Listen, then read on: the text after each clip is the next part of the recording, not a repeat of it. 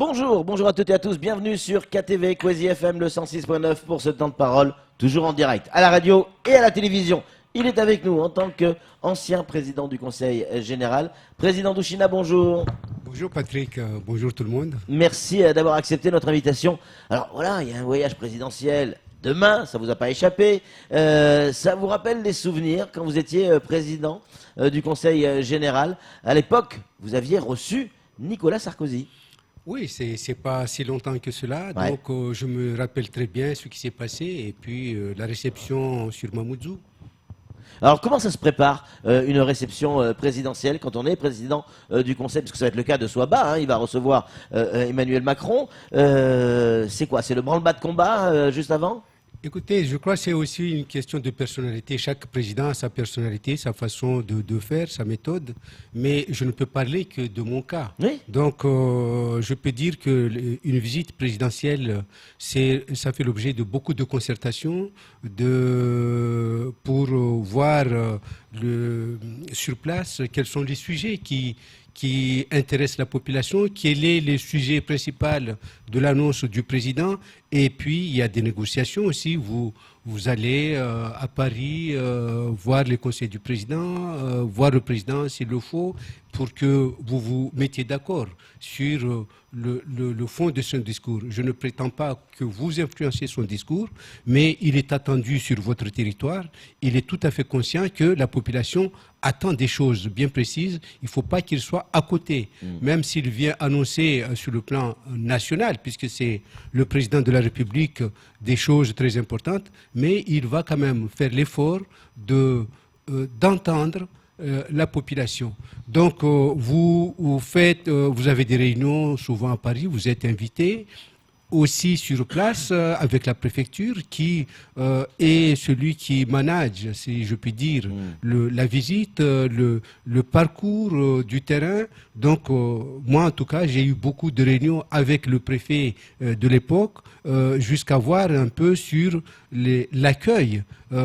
Qu'est-ce qu'on va faire, comment on va faire sur le transport, comment est-ce que vous allez mobiliser la population, en fait, hein, ouais. la logistique, parce qu'un président de la République qui arrive quelque part, qui n'est pas reçu par la population, où on verrait que deux moutons sur la place publique et deux petits cinglés, c'est, bon, excusez-moi du terme, ça ferait pas sérieux. On garde Camard sur le plateau, donc il n'y aura plus qu'un sur le terrain. Donc, ça ferait pas sérieux. Il vient, il veut s'adresser à la population, donc vous vous intéressez à l'accueil. Comment est-ce que vous allez faire pour rassembler le plus de monde possible? Et on se souvient de ce rassemblement pour Nicolas Sarkozy.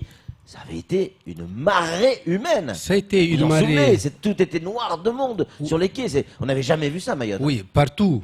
Aussi bien à l'aéroport, Bien sûr. même s'il n'est pas resté longtemps à l'aéroport, que sur la place de la République. On a été à Longoni pour visiter, pas le port, mais c'était l'aquaculture. Il y avait plein de monde partout sur son passage. Ce sera peut-être pas le cas pour Emmanuel Macron. Hein. Je ne sais pas. Ouais. Mais en tout cas, il faut dire aussi qu'il y avait encore des raisons supplémentaires pour l'accueil, l'engouement de la population. Ouais. Sarkozy était celui qui avait promis la départementalisation et c'est celui qui l'a réalisé. Donc, il y avait dans toute la population unanimité pour venir témoigner de cette reconnaissance, pour lui dire, même d'une manière silencieuse, mais par la présence, merci.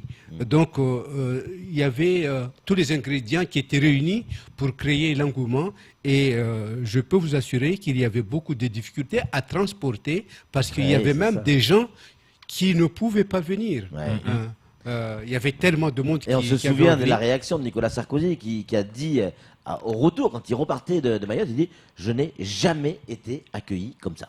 Jamais. » Et donc, l'organisation donc, de la population, le fait de faire venir la population, ça, c'est le président du conseil général ou départemental, à l'époque, qui s'en charge, ou en tout cas qui est chargé de l'organisation de ça. Je crois que partout, ce n'est pas forcément la même chose, mais ici, le Conseil général y a été pour beaucoup. Oui. C'est-à-dire, pour voir, on a eu des réunions avec l'ensemble des transporteurs, celui qui organisait le transport scolaire, donc, dont on a sollicité la participation au niveau de la mise à disposition des transports, Ouais. des taximans, et le Conseil départemental, à l'époque générale, y était pour beaucoup. Le préfet aussi. Mais le préfet ne déployait pas beaucoup de moyens, mais c'était surtout sur la sécurité. Donc il y avait beaucoup de concertations sur toi tu vas faire ça, moi je vais faire ça, comment est-ce qu'on va voir le parcours, comment on ne rentre pas dans tous les petits détails, mais le conseil départemental est sollicité et il y a mis vraiment les moyens parce que pour nous, il fallait que cette visite soit une réussite. Alors, quand on est président du Conseil général à l'époque, on a beau être président du Conseil général, on ne connaît pas forcément tous les protocoles quand on reçoit un président de la République, parce que la France, elle est gavée, pardon pour l'expression, de protocoles. Oui. Est-ce que on vous a briefé avant, à l'époque, hein, est-ce qu'on vous a briefé avant sur le protocole, la manière dont il faut se positionner, se placer, à prendre la parole, ou c'est un peu à la volée? Non, non, je n'étais pas briefé, mais ce qui s'est passé exactement, c'est que j'ai été invité 2 fois à l'Élysée. Oui. J'ai travaillé avec ses conseillers directs. Oui. C'était beaucoup plus sur les attentes de la population. D'accord, Les ouais. attentes de la population, ce que lui comptait dire sans entrer vraiment dans les détails. Et puis, dernier moment, c'était sur vraiment des petits détails, quoi. Ouais, ouais. Donc, ici sur place, moi je savais en tout cas que j'allais avoir ce privilège de l'accueillir sur le podium, si je puis dire, comment vous Donc, l'appelez, au pupitre, oui. sur le pupitre, ce qui n'est pas forcément une obligation, puisque c'est un président de la République qui vient, c'est pas un maire, c'est pas, mais qui C'est le vient chef de sur l'État, son hein. territoire, Ouais, bien sûr. sur son territoire, ce n'est pas obligatoire qu'il se fasse accueillir par un discours préalable. Ouais. Parce Donc, qu'il est chez lui quand il vient ici, il ne faut pas l'oublier. il est chez lui. Oui. Donc, c'est pour cela que je dis que c'était un privilège. Donc, je savais, et puisque j'ai été aussi sollicité pour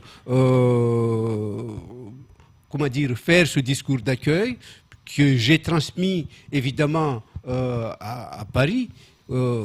C'est-à-dire que c'est vous qui l'avez écrit, ou en tout cas... J'ai fait mon discours ici, ouais. celui qui était censé l'accueillir. D'accord. Donc, ce discours-là, il est communiqué à Paris pour qu'il Ah non, sache. bien sûr, oui, et, pour qu'il sache de quoi je vais parler, pour Ouais. qu'on soit en harmonie. Bien sûr. Pour que je ne parle pas des choses qui n'auraient rien à voir avec ce qu'il allait dire. ouais. Camar, une question pour le président. Alors, président, on sait que le président Swabadine va recevoir le président Macron, en tout cas cet entretien. On le sait que récemment, il y a eu un refus, puisque le conseil départemental demandait aujourd'hui à avoir, quelque part, les pleins pouvoirs pour ces fonds européens. Est-ce que, à votre avis à vous, président, est-ce que finalement l'entretien ne risque pas d'être un tout petit peu amer? Je ne sais pas. Moi, je l'ai appris hier. C'était, pour tout vous dire, c'était à Cany, puisque hier, il y a eu la clôture du Salon des Livres. Bien Le sûr. président Oui, oui. Swabadine est venu saluer ces personnes qui sont venues à Mayotte pour le Salon du Livre. Et c'est là que j'ai appris qu'il serait reçu par le président. Aujourd'hui, je ne connais pas la teneur de l'entretien, quels sont les sujets qu'il compte évoquer avec le président. En tout cas, je lui fais confiance. Quand on est président d'un territoire, vous avez la connaissance des préoccupations de la population.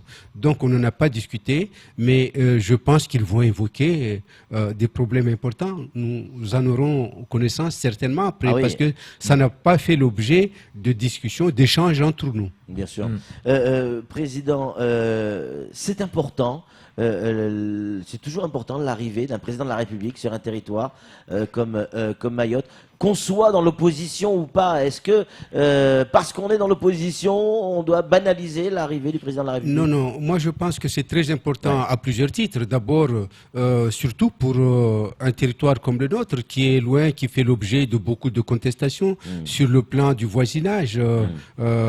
Et le fait que le président de la République vient ici, ça a toute son importance. Ça veut dire qu'il vient affirmer l'appartenance de Mayotte et l'ancrage de la France au sein de la République.